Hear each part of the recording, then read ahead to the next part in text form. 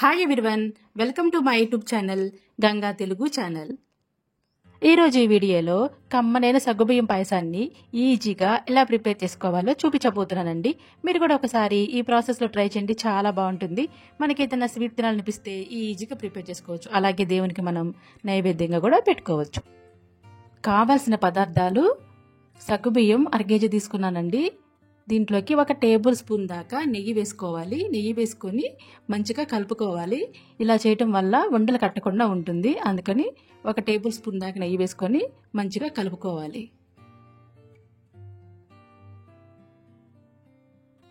చూసారా, ఈ విధంగా మంచిగా మనం నెయ్యి వేసుకొని కలుపుకోవాలి. ఇలా చేస్తే ఉండలు కట్టకుండా ఉంటుంది. షుగర్ 750 గ్రాములు తీసుకున్నానండి. మనం తీసుకున్న 500 గ్రాముల సగ్గుబియ్యానికి కరెక్ట్గా సరిపోతుంది. ఇప్పుడు ఒక గిన్నెని తీసుకొని అందులోకి 3 చెంబుల దాకా వాటర్ తీసుకోవాలి. ఇప్పుడు మనం తీసుకున్న సగ్గుబియ్యానికి 3 చెంబుల దాకా వాటర్ సరిపోతుంది. ఇప్పుడు స్టవ్ ఆన్ చేసుకొని స్టవ్ మీద పెట్టుకోవాలి. దీన్ని మనం మరిగించుకోవాలి, బాయిల్ చేసుకోవాలి. బాయిల్ అయింది. ఇప్పుడు మనం సగ్గుబియ్యాన్ని వేసుకోవాలి. సగ్గుబియ్యం వేసిన తర్వాత అప్పుడప్పుడు మనం తిప్పుతూ ఉండాలి, లేకపోతే అంటుకుపోతుంది. కాబట్టి మనం మధ్య మధ్యలో తిప్పుతూ ఉండాలి. మీడియం టు హై ఫ్లేమ్లో పెట్టుకోవాలి. ఈ సగ్గుబియ్యం ఉడుకుతూ ఉంటుంది. ఇప్పుడు మనం డ్రై ఫ్రూట్స్ని ఫ్రై చేసుకుందాం. ఇప్పుడు స్టవ్ ఆన్ చేసుకొని ఒక కడాయి పెట్టుకోవాలి. కడాయి హీట్ ఎక్కిన తర్వాత 1 టేబుల్ స్పూన్ దాకా నెయ్యి వేసుకోవాలి. నెయ్యి హీట్ ఎక్కిన తర్వాత జీడిపప్పు పలుకులు వేసుకొని ఫ్రై చేసుకోవాలి. ఇప్పుడు కిస్మిస్లు కూడా వేసుకొని మంచిగా ఫ్రై చేసుకోవాలి.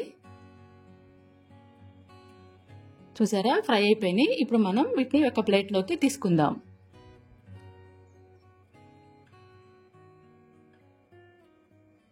ఇప్పుడు ఒకసారి చూద్దామండి. చూడండి, తిప్పుతూ ఉండాలి అప్పుడప్పుడు, లేకపోతే అంటుకుపోతుంది. ఇప్పుడు కొంచెం సాల్ట్ వేసుకోవాలి, మంచిగా కలుపుకోవాలి.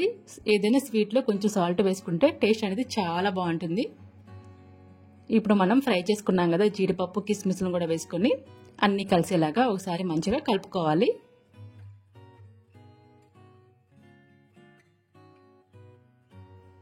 చూసారా, మన సగ్గుబియ్యం అనేది పూర్తిగా ఉడికింది. ఇప్పుడు 1 లీటర్ పాలు పోసుకోవాలి. ఇవి కాచిన పాలండి. ఈ పాలు పోసుకొని అన్ని కలిసేలాగా ఒకసారి తిప్పుకోవాలి. సగ్గుబియ్యం అనేది పూర్తిగా ఉడకాలి. ఉడికిన తర్వాత మాత్రమే మనం పాలని యాడ్ చేసుకోవాలి. 2 నిమిషాలు ఉడికించుకోవాలి. ఇప్పుడు 750 గ్రాముల పంచదారని కూడా యాడ్ చేసుకొని పంచదార పూర్తిగా కరిగిపోయేంత వరకు మనం కలుపుకోవాలి. పాలు పోసిన తర్వాత మనం సిమ్లో పెట్టుకోవాలి, లేకపోతే పాలు అనేది విరిగిపోయే ఛాన్స్ ఉంటుంది. కాబట్టి మనం అప్పటి నుంచి సిమ్లో పెట్టుకోవాలి. షుగర్ పూర్తిగా కరగటానికి 2-3 నిమిషాలు టైం పడుతుంది.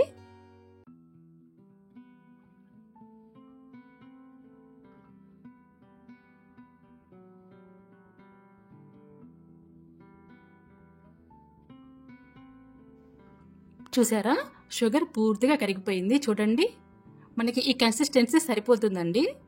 ఇప్పుడు నేను స్టవ్ ఆఫ్ చేస్తున్నాను. మన సగ్గుబియ్యం పాయసం రెడీ అయింది. ఇప్పుడు మనం సర్వ్ చేసుకుందాం. అంతేనండి, ఎంతో టేస్టీ అయిన కమ్మనైన సగ్గుబియ్యం పాయసాన్ని ఈజీగా ఇలా ప్రిపేర్ చేసుకోవచ్చు.